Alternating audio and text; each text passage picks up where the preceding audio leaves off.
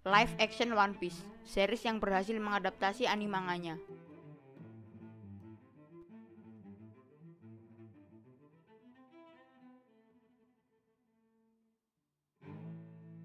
Halo semuanya, gue Idris Weno. Kali ini gue akan membahas series live action One Piece yang udah tayang di Netflix. Setelah pembahasan gue di video tentang trailer One Piece, di sana gue nggak berekspektasi apapun dan malah sedikit meragukan live action garapan Netflix ini. Namun di sana gue nggak mau membahas lebih detail sebelum menonton langsung series live action yang digadang-gadang nggak akan dirilis sebelum Oda puas. Dan benar saja, kali ini gue menyukai live action yang dipantau langsung oleh Oda ini. Meskipun ada perubahan dan pemadatan cerita, gue tidak terganggu dengan hal-hal tersebut. Selagi masih di jalan cerita One Piece, menurut gue oke-oke aja. Dalam pembahasan ini adalah dari apa yang gue tangkap, dan karena gue sedikit lupa dengan isi Blue Saga, mungkin ada yang terlewat atau kesalahan, bisa kritik gue di kolom komentar.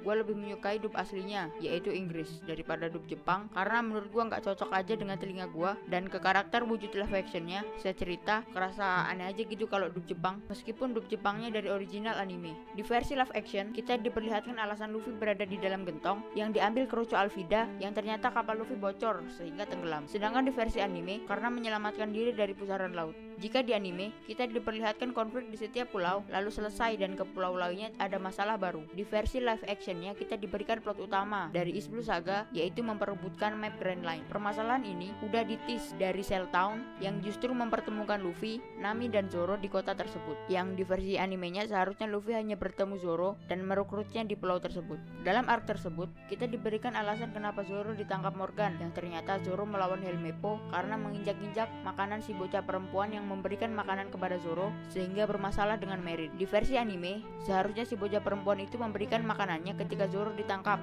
tapi dirubah di versi live action. Penonton juga diperlihatkan pertarungan Zoro, Nami, dan Luffy melawan pasukan Morgan karena mencuri peta Grand Line. Hal yang gak gua notice di sini, sarung katananya Zoro patah dan rame di internet menjadi detail yang terlewatkan untuk pihak produksi. Gue sih gak terlalu mempermasalahkan hal ini.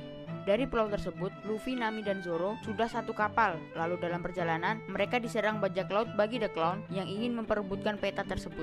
Sebelumnya kita sudah diperlihatkan Easter egg kru Buggy yang berada di bar saat Zoro melawan Helmeppo sehingga masuk akal penyerangan itu terjadi. Penampilan Buggy terlihat menyeramkan dan itu bagus karena ini bajak laut. Kita juga diperlihatkan betapa psikonya si Buggy yang menjadikan penduduk Orange Town sebagai penonton sirkusnya. Meskipun begitu, Buggy tetaplah Buggy, si karakter yang culun. Di arc selanjutnya, yaitu di Pulau Sirup, kita diperlihatkan tempat tinggal Usopp yang menurut gue lebih padat dari bangunan-bangunannya maupun ceritanya. Jika di anime, desa Sirup masih sepi dan bentuk bangunannya berbeda dari live actionnya. Lalu pemadatan cerita yang masih dapat build karakter si Usopp, si pembohong. Di arc ini juga, Zoro mulai buta map, yaitu saat mencari minuman di rumah kaya setelah terbebas dari sumur dan di rumah kaya lagi. Di arc ini juga, Koby mendapatkan misi pertamanya sebagai Marine, yaitu menangkap Luffy. Di live action ini, screen time Koby lebih banyak jika dibandingkan di anime yang menghilang setelah Cell Town. Di sini kita bisa melihat pertemuan karakter Koby bersama Garp. Oh iya, ngomong-ngomong soal Garp, di live action ini sudah di-reveal duluan kalau Garp adalah kakek Luffy dan pengejaran Garp yang seharusnya dilakukan di Water 7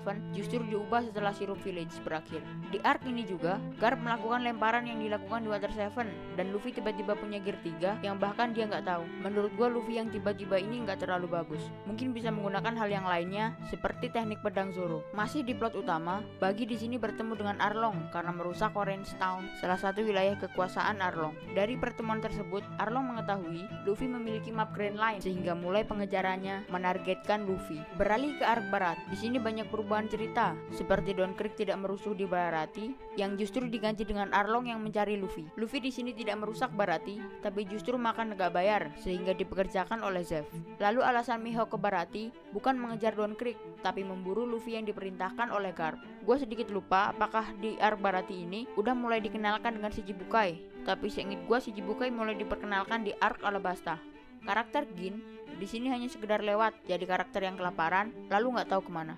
Nami di arc Barati tidak mencuri Going Merry dan justru ikut menonton pertarungan Zoro lawan Mihawk. Baru setelah permasalahan dengan Mihawk selesai, Nami mengkhianati Luffy dengan menyerahkan peta Grand Line kepada Arlong. Perubahan cerita lainnya, di sini tidak ada scene Sanji sujud di hadapan para pekerja Barati. Scene tersebut digantikan dengan pernyataan terima kasih Sanji kepada Zeff dan pegawai Barati yang menurut gue udah ngena. Tapi sayang sekali, scene ikonik tersebut diubah. Karakter yang memanggil Zoro Aniki juga tidak ada di Baratie. Atau apakah ini karakter yang memanggil Zoro Aniki yang kapalnya dicuri oleh Nami? Arc terakhir dari series ini ditutup dengan Luffy melawan Arlong yang melibatkan dua masalah, yaitu peta Grand Line dan masalah Nami dengan Arlong. Di arc ini juga Luffy melawan Garp yang bahkan di animenya tidak ada. Kita bisa melihat perbedaan kekuatan antara karakter Luffy dan Garp yang mengingatkan gua dengan Garp yang ditangkap oleh kru Blackbird. Di situ gua melihat kekuatan Haki Garp yang mampu menghancurkan Hachinosu.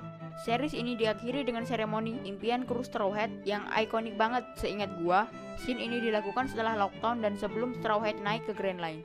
Ngomong-ngomong soal Lockdown, di sini di skip atau mungkin nanti di season 2 kalau dibuat. Harusnya dibuat. Melihat dari kesuksesan series ini, pihak Netflix pasti tidak ingin kehilangan peluang cuan. Saran gue sebagai penikmat cerita ini, jangan buru-buru garap season 2 karena bisa jadi mengecewakan kalau terburu-buru, baik dari segi CGI, cerita, ataupun pengkarakteran. Berbicara soal CGI, menurut gue CGI-nya lumayan, meskipun ada beberapa yang kurang, seperti efek karetnya Luffy dan CGI manusia ikan.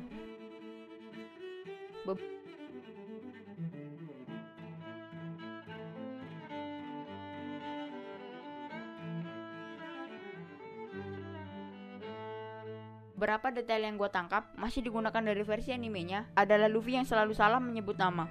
Ini merupakan joke simple yang tetap lucu meskipun di live action.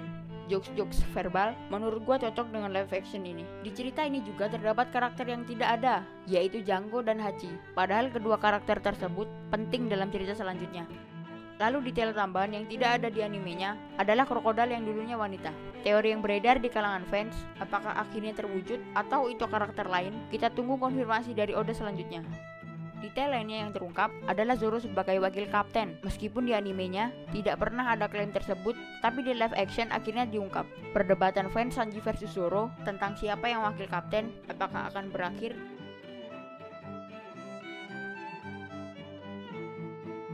Meskipun Overtaken gak dipakai di series ini, menurut gue musik temanya bagus, bahkan masih terngiang di kepala gue. Lagu yang dipakai dari anime, yaitu Bing Sake dan We Are yang menurut gue pas banget dengan scene momennya.